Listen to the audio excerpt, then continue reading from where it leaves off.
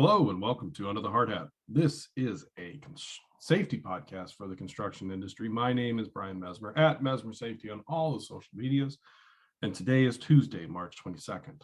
And happy Ladder Safety Month. That's right, the month continues and we're still talking about ladders. I'll bet you didn't know there was this much to talk about ladders. Last week's Toolbox talks were about ladder selection and ladder inspections.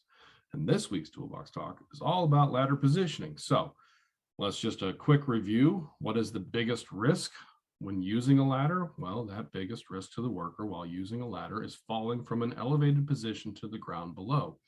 Positioning the ladder correctly before using the ladder will help reduce this risk. Why do we do it before? Because if we're on the ladder already, trying to position it, that's a bad thing. So for A-frame ladders, ensure that all four legs are on the ground, flat, level, and on a sturdy surface, not a slippy surface. Use barricades or spotters in high traffic area. If placed within 6 feet of a leading edge, then use appropriate fall protection.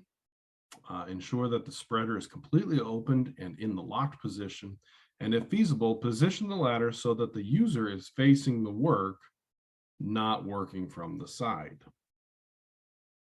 And then for extension ladders, make sure that all feet are placed on level ground, solid surfaces. Make sure that we use the spur plates on penetrable surfaces. We want to use at a 4 to 1 pitch ratio or 75 degrees. And how I determine that is if I'm standing at 2 feet at the base of the ladder and I put my hands straight out in front of me, and the ladder is lined up with my feet and my hands, that's about 75 degrees. Also, here's an idea. You could download the NIOSH ladder safety app and it has an angle finder for you. So you can actually double check your 75 degrees there too. For extension ladders, we want to make sure that the extended portion is extend the top of the ladder 3 feet or 3 rungs above the upper platform. Verify the rung locks. That's hard to say. The rung locks are engaged after raising and secure the ladder at the top and or at the bottom.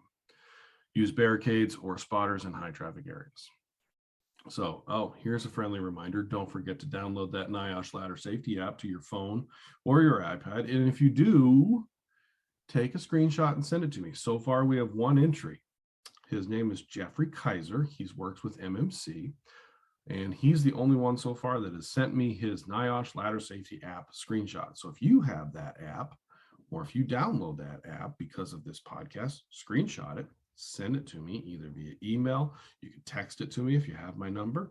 You could tweet me. You could Instagram me. You can LinkedIn me. You can do a lot of different things. Just send me a picture of that and it enters you to get something special.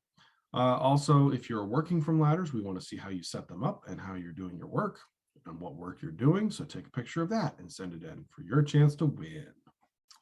If you have any questions, please reach out to your company safety representatives, or you can message me directly. And then don't forget to like, share, and review, and to subscribe to this podcast to get the latest and greatest information. As always, I appreciate you listening and be safe.